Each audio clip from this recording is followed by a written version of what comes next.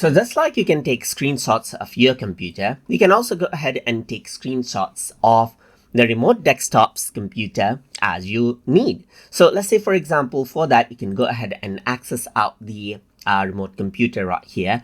And when you have access to it just like this, you can simply go around over here onto actions. And here you can see that take screenshot is an option. You can go ahead and take it, and then it takes a screenshot right here of remote desktop.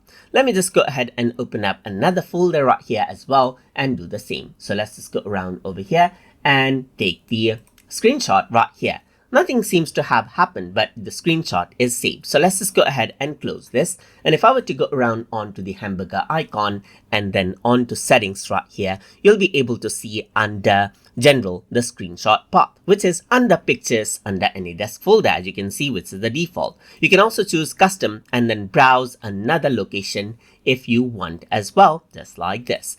But over here, you can see that this is the path. So if I were to go around over here, you will be able to see the screenshot right here. So you can see that this is the screenshot that we had right here. So let's just open it out with photos right here, and then this is what you have. So this is the screenshot that that is of the remote desktop right here, just like this, as you can see.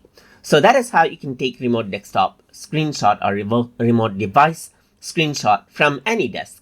So I hope you guys learned something as always. And as always, please like, comment, share, and subscribe.